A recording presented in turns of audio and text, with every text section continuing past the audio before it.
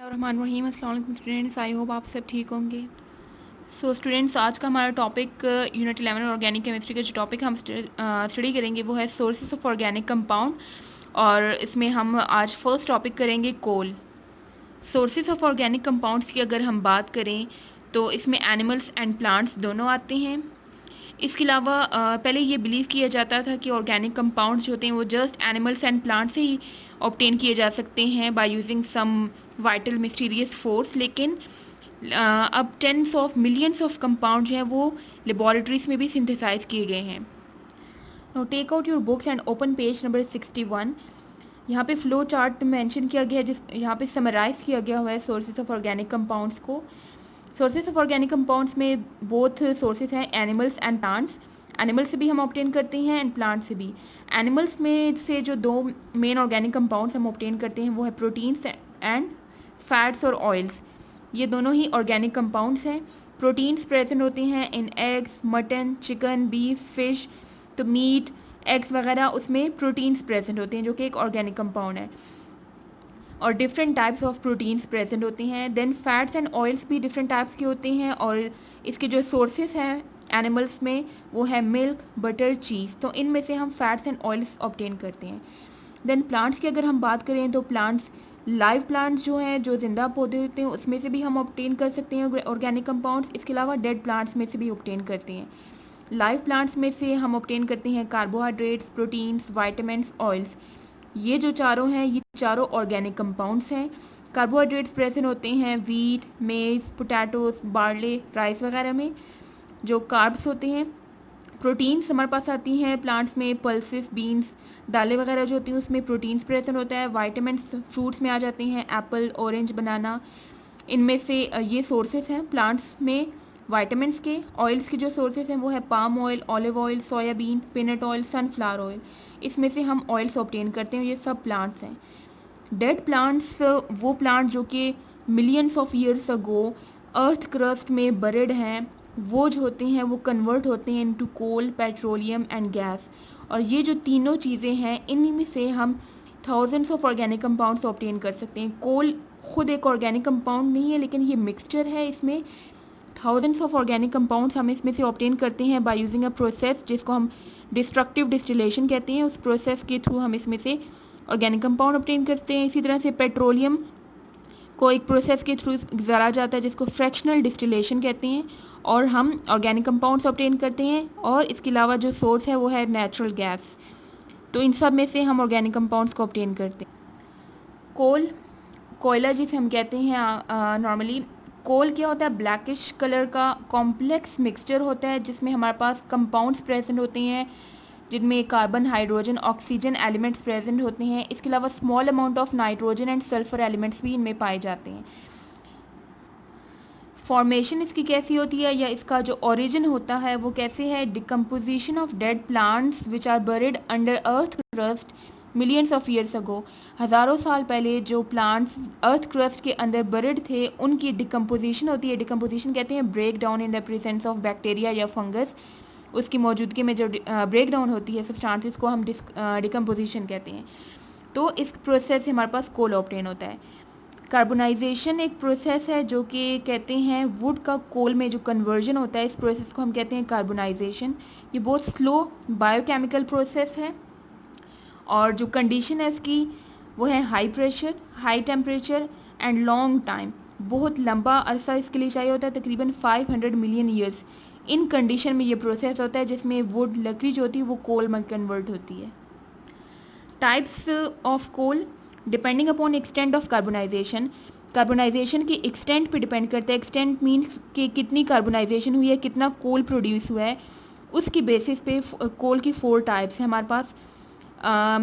जो चारों टाइप्स हैं वो उन चारों टाइप्स में जो डिफरेंस है वो 3 चीज़ों का आता है। कार्बन कंटेंट का, मीन्स कि कितनी कार्बन जो है वो कितने परसेंटेज में प्रेजेंट है। वोलेटाइल मैटर का, वोलेटाइल मीन्स कि कितनी जल्दी एवापोरेट हो जाता है, वेपर्स में कन्वर्ट हो सकता है। मॉइस्चर मीन्स नमी कितनी है। तो ये 3 चीज़ें हैं जो कि डिफर करती हैं चारों टाइप्स ऑफ कोल में। Now open page number 62 of your text book. यहाँ पे टेबल 11.2 गिवन है जिसमें डिफरेंट टाइप्स ऑफ कोल्स यहाँ पे मेंशन किए हैं। ये 4 टाइप्स हैं कोल के, पीट, लिग्नाइट, ब्यूटिमिनस एंड एंथ्रासाइड, ये चारों टाइप्स हैं। इनमें कार्बन कंटेंट्स जो हैं वो डिफरेंट परसेंटेजेस में प्रेजेंट है। सबसे कम जो है वो पीट में प्रेजेंट है, इसलिए इसको हम कहते हैं इन्फीरियर क्वालिटी, सबसे कम क्वालिटी कोल है, जो कि किल्न वगैरह जो भट्टियाँ होती हैं जिसमें आग जलाई जाती है उसमें इस्तेमाल होता है। ये लिग्नाइट, इसमें 70% कोल होता है, इसको सॉफ्ट कोल कहते हैं। थर्मल पावर स्टेशंस में इसको इस्तेमाल किया जाता है। पावर स्टेशंस मीन जहाँ पे पावर प्रोड्यूस की जाती है, लाइक इलेक्ट्रिसिटी प्रोडक्शन की जाती है। थर्मल पावर स्टेशन वो पावर स्टेशन है जहाँ पे हीट को यूज़ करके इलेक्ट्रिसिटी प्रोड्यूस की जाती है। और ये हीट कहाँ से आती है, ये इन कोल को बर्न करके, लिग्नाइट को बर्न किया जाता है और उससे जो हीट आती है उसको यूज़ करके पावर स्टेशंस में यूज़ किया जाता है और पावर प्रोड्यूस की जाती है। बिट्यूमिनस में 80% कार्बन होता है, इसको कॉमन वैरायटी ऑफ कोल कहते हैं। ये डेली हाउस होल्ड कोल जो हम यूज़ करते हैं कोयला, ये वो है। एंथ्रासाइड में 90% कोल होता है, इसको सुपीरियर क्वालिटी कहते हैं, सबसे हाई क्वालिटी कोल है। ये हार्ड कोल है that is used in industry, इसका इस्तेमाल इंडस्ट्रीज़ में होता है। तो ये चारों टाइप्स हैं, इनमें ये कार्बन कॉन्टेंट्स हैं और इनके ये यूजेस मेंशन किए हैं। नेक्स्ट डिस्ट्रक्टिव डिस्टिलेशन जो प्रोसेस है, इसमें क्या होता है कि स्ट्रॉन्ग हीटिंग होती है कोल की। कोयले को स्ट्रांगली हीट किया जाता है इन the absence of air. Absence of air का मतलब क्या है कि ऑक्सीजन नहीं होती, ऑक्सीजन की एब्सेंस में कोल को बर्न किया जाता है, हीट किया जाता है, जिससे क्या होता है इसकी ब्रेकडाउन होती है और इसमें से large number of organic compounds और फ्यू इनऑर्गेनिक कंपाउंड्स प्रोड्यूस होते हैं। और डिस्ट्रक्टिव डिस्टिलेशन के जो 4 प्रोडक्ट्स आते हैं उनमें है coal gas, coal tar, ammoniacal liquid and coke. ये चारों प्रोडक्ट्स हैं डिस्ट्रक्टिव डिस्टिलेशन ऑफ कोल के। पहला है coal gas. Coal gas basically mixture है जिसमें hydrogen gas, methane and carbon monoxide present होती है। यूजेस इसके क्या हैं, प्रोड्यूस हीट व्हेन बर्न।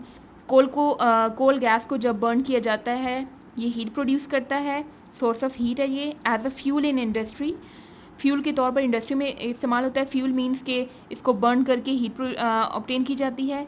इसके अलावा इन मेटलर्जिकल प्रोसेसेस जिसमें डिफरेंट मेटल्स को एक्सट्रैक्ट किया जाता है, उस प्रोसेसेस को कहते हैं मेटलर्जिकल प्रोसेसेस। उसमें ये इसको यूज़ किया जाता है टू प्रोवाइड इनर्ट और रिड्यूसिंग एटमॉस्फेयर। कोल गैस को इस्तेमाल किया जाता है ताकि ऐसा एटमॉस्फेयर दे जो इनर्ट हो। इनर्ट मतलब जहाँ पे केमिकल रिएक्शन ना हो सके, और रिड्यूसिंग एटमॉस्फेयर मीन्स के रिडक्शन हो सके। सिर्फ रिडक्शन कहते हैं वो प्रोसेस जिसमें लॉस ऑफ ऑक्सीजन हो, गेन ऑफ इलेक्ट्रॉन या गेन ऑफ हाइड्रोजन, ये 3 डेफिनेशन है रिडक्शन की। तो ऐसा एटमॉस्फेयर जहाँ पे रिडक्शन हो उस एटमॉस्फेयर को कहते हैं रिड्यूसिंग एटमॉस्फेयर। तो कोल गैस का इस्तेमाल किया जाता है मेटलर्जिकल प्रोसेसेस में ताकि ये इनर्ट एटमॉस्फेयर दे या फिर रिड्यूसिंग एटमॉस्फेयर प्रोवाइड करे। सेकेंड है अमोनिकल लिक्विड। ये सोल्यूशन होता है अमोनिया गैस का in water. Ammonia gas NH3 gas जो कि वाटर में डिजॉल्व होती है, इस सोल्यूशन को अमोनिकल लिक्विड कहते हैं। It is use to prepare nitrogenous fertiliser. ऐसी खाद बनाने में इस्तेमाल होते हैं जिसमें नाइट्रोजन का इस्तेमाल होता है। एग्जाम्पल, इसको जब सल्फ्यूरिक एसिड के साथ ट्रीट किया जाता है तो जो फर्टिलाइज़र ऑब्टेन होता है वो है अमोनियम सल्फेट, जो कि एज अ फर्टिलाइज़र खाद के तौर पर इस्तेमाल किया जाता है to increase fertility of soil. मिट्टी की को ज़रख़ेज़ बनाने के लिए ताकि प्लांट की ग्रोथ अच्छे से हो सके, तो फर्टिलाइज़र्स का इस्तेमाल किया जाता है। नेक्स्ट है कोल टार। थिक ब्लैकिश लिक्विड होता है ये, और ये मिक्सचर होता है of more than 200 different organic compounds का मिक्सचर है कोल टार। ज़्यादातर जो ऑर्गेनिक कंपाउंड्स इसमें प्रेजेंट होते हैं वो एरोमेटिक होते हैं। एरोमेटिक का मतलब है बेंजीन रिंग जिन कंपाउंड्स में प्रेजेंट है उन कंपाउंड्स को हम एरोमेटिक कंपाउंड्स कहते हैं। और इसको सेपरेट, इन कंपाउंड्स को कोल टार में से भी सेपरेट करने के लिए कोल टार की फ्रैक्शनल डिस्टिलेशन की जाती है। जैसे कि कोल की हम फ्रैक्शनल डिस्ट्रक्टिव डिस्टिलेशन करते हैं तो कोल टार आता है। फिर कोल टार की आगे से फ्रैक्शनल डिस्टिलेशन की जाए तो उसमें से हम डिफरेंट ऑर्गेनिक कंपाउंड्स ऑब्टेन करते हैं। For example benzene, toluene, phenol, aniline, ये जो चारों कंपाउंड हैं इन चारों में बेंजीन रिंग प्रेजेंट होता है। सो ये सब एरोमेटिक कंपाउंड्स हैं जो ऑब्टेन करते हैं हम कोल टार से। यूजेस क्या है, it is use to synthesise drugs, dyes, explosives, paints, plastics, pesticides. Pesticide कहते हैं केमिकल्स को जो कि पेस्ट कीड़े मकोड़ों को मारने के लिए इस्तेमाल किए जाते हैं। नेक्स्ट है पिच। पिच कहते हैं ब्लैक कलर का रेजिड्यू। कोल टार का जो रेजिड्यू बच जाता है ब्लैक कलर का उसे हम पिच कहते हैं। That is use for surfacing of roads and roofs. सड़कें बनाने के लिए जो इस्तेमाल की जाती है मटेरियल उसको हम कहते हैं पिच। ब्लैक कलर का होता है जो कि कोल टार का रेजिड्यू ऑब्टेन होता है। नेक्स्ट है कोक। कोक कैसे ऑब्टेन होता है, कोल की जब डिस्ट्रक्टिव डिस्टिलेशन करते हैं तो उससे हमारे पास अभी हमने 3 कंपाउंड्स पढ़ लिए, coal tar, ammoniacal liquor and coal gas. चौथा जो है वो है कोक। अब ये कोक होता ऑब्टेन कैसे करते हैं? कोल की जब डिस्ट्रक्टिव डिस्टिलेशन करते हैं तो उसमें से जो वोलेटाइल कंपाउंड्स होते हैं, वोलेटाइल मीन जो एवापोरेट कर जाते हैं, वेपर्स में कन्वर्ट होते हैं, वो तो वेपर्स फॉर्म में, गैस की फॉर्म में सेपरेट हो जाते हैं। पीछे जो सॉलिड बच जाता है, सॉलिड रेजिड्यू, उसको हम कोक कहते हैं और इसमें 98% कार्बन प्रेजेंट होता है। इस कोक को हम यूज़ करते हैं एज अ फ्यूल। इसके अलावा as reducing agent in extraction of metals को, ख़ास तौर पर आयरन की जब एक्सट्रैक्शन की जाती है, जो लोहा है उसको जब एक्सट्रैक्ट किया जाता है तो उस दौरान कोक का इस्तेमाल किया जाता है, जो कि एक रिड्यूसिंग एजेंट है। रिड्यूसिंग एजेंट मीन्स कि ये रिडक्शन करवाता है कंपाउंड्स की, तो इसको हम as a reducing agent use करते हैं। So students, open page number 71, question number 1 part A, how is coal formed and what are the different types of coal. Coal किस तरह से बनता है और इसकी डिफरेंट टाइप्स कौन सी हैं। Now come to page number 61। Answer में आप सबसे पहले मेन हेडिंग देंगे कोल एंड देन हेडिंग आएगी डेफिनेशन। उसमें आपने यहाँ से यहाँ तक फर्स्ट 2 लाइन्स डेफिनेशन में आएंगी। देन आपने हेडिंग देनी है फॉर्मेशन ऑफ कोल और उसमें यहाँ से यहाँ तक लिखना है। देन हेडिंग आएगी कार्बोनाइजेशन, उसमें आपने यहाँ से लेके यहाँ तक लिखना है 40% कार्बन, यहाँ से यहाँ तक ये कार्बोनाइजेशन की हेडिंग में आएगा। देन आपने हेडिंग देनी है टाइप्स ऑफ कोल, उसमें यहाँ से लेके यहाँ तक लिखने के बाद आपने चारों जो टाइप्स हैं उनके नेम्स लिखने हैं like this. Number 1 peat, number 2 lignite, number 3 bituminous, number 4 anthracite.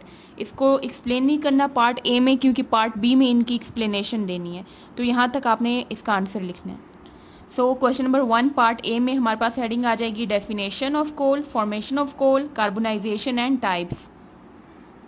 Part B, write down the composition and uses of different types of coals. इसमें यूजेस एंड कंपोजिशन लिखनी है हमने डिफरेंट टाइप्स ऑफ कोल्स की। So part B में का जो answer है वो कंप्लीट यही टेबल है। इसमें आपने टाइप्स ऑफ कोल की हेडिंग देनी है। नंबर 1 टाइप लिखनी है पीट, पीट की उसी की सब हेडिंग आएगी कार्बन कंटेंट, ये 60% है, और देन उसकी यूजेस। तो ये जो कंप्लीट टेबल है ये part B, question number 1 part B का आंसर ये कंप्लीट टेबल है। इसको आपने लिखना कैसे है? पीट नंबर 1 टाइप है, इसकी हेडिंग देंगे मेन हेडिंग और इसकी सब हेडिंग आएगी कार्बन कंटेंट, उसमें वैल्यू लिखनी है अपनी कि it have 60% carbon. Then heading आएगी यूजेस और उसमें इसकी यूजेस लिखनी है। देन सेकंड मेन हेडिंग जो सेकंड टाइप है लिग्नाइट, उसका भी इसी तरह से कार्बन कंटेंट की हेडिंग आएगी, देन यूजेस की हेडिंग आएगी। Question number 2 part A, what is destructive distillation of coal. Coal की डिस्ट्रक्टिव डिस्टिलेशन जो हम करते हैं वो क्या है। So come to page number 62, destructive distillation की आप हेडिंग डालेंगे और इसमें यहाँ से लेके यहाँ तक ये आंसर आएगा डिस्ट्रक्टिव डिस्टिलेशन की हेडिंग में, यहाँ से लेके यहाँ तक inorganic compounds. Part B, name the different types of products obtained by destructive distillation of coal. इसमें जस्ट नेम्स लिखने हैं कि डिस्ट्रक्टिव डिस्टिलेशन ऑफ कोल के जो प्रोडक्ट्स होते हैं उनके नेम्स बताएं। सो आपने हेडिंग देनी है products of destructive distillation of coal. इसमें लिखेंगे destructive distillation of coal produces a large number of organic compounds and few inorganic compounds. These are number 1 coal gas, number 2 ammoniacal liquor, number 3 is coal tar and number 4 is coke. तो ये long question number 2 का answer है। Part A में आप destructive distillation की heading डालेंगे और page number 62 से पे जो आपको मैंने मार्क करवाया वो लिखेंगे। देन ये हेडिंग डालेंगे सेकंड और उसमें आपने ये लिखना है। Now open page number 63, test yourself 11.2. Question number 1 is name the gases which are found in coal gas. Coal gas में कौन कौन सी गैसेस प्रेजेंट है उनके जस्ट नेम्स बताने हैं। सो कोल गैस जो है वो मिक्सचर होता है hydrogen, methane and carbon monoxide का। Question number 2 is coal tar a compound. क्या कोल टार जो डिस्ट्रक्टिव डिस्टिलेशन ऑफ कॉपर से हम ऑब्टेन करते हैं क्या वो एक कंपाउंड है। What is importance of coal tar और इसकी इंपॉर्टेंस बताएं। कोल टार पहले बताएंगे no, coal tar is not a compound, it is a mixture. ये एक मिक्सचर है of more than 200 different organic compounds का ये मिक्सचर है और इसकी यूजेस हैं। It is use to synthesize different, इसमें से सब्सटेंसेस सिंथेसाइज की जाती हैं like drugs, dyes, explosives, paints, varnishes, plasticides, plastics, pesticide etcetera. Question number 3 is what is coke and for what purpose it is used. So ये इस box के ऊपर ही जो टॉपिक है कोक का, इसमें आप कोक की हेडिंग देंगे और उसमें यहाँ से लेके यहाँ तक लिखेंगे इस कॉल्ड कोक, यहाँ तक इसमें लिख के फिर आपने हेडिंग देनी है यूजेस और इसमें ये लास्ट 2 लाइन्स लिखनी है आपने। Question number 4 is what is the best quality of coal. कि कोल की सबसे बेस्ट क्वालिटी, सुपर क्वालिटी कौन सी है। तो हमने जो टाइप्स ऑफ कोल पढ़ी थी उसमें हमने बताया था मैंने आपको कि जिसमें कार्बन कंटेंट सबसे ज़्यादा होता है वो सबसे बेस्ट कोल की टाइप है, और एंथ्रासाइट में 90% कार्बन होता है, that's why it is called a superior quality hard coal. So इस क्वेश्चन का आंसर आप लिखेंगे superior quality coal, anthracite is the best quality of coal. Question number 5 is what is destructive distillation. तो इसमें आपने just इसकी definition लिखनी है और प्रोडक्ट्स के नेम्स लिखने हैं। इसके आंसर में आपने जस्ट ये जो टैलिक फॉर्म में अंडरलाइन की हुई डेफिनेशन ये आपने लिखनी है कि the strong heating of coal in the absence of air is called destructive distillation. ये डेफिनेशन लिखेंगे, देन आप हेडिंग देंगे प्रोडक्ट्स ऑफ डिस्ट्रक्टिव डिस्टिलेशन, और उसमें आपने जस्ट ये नेम्स लिखने हैं for coal gas, ammoniacal liquor, coal tar and coke. So आपका आज का होमवर्क है read and learn the topic coal on page 61 to 63. Write and learn exercise long question number 1, 2 and test yourself 11.2 on your notebook. See you next time. Allah Hafiz.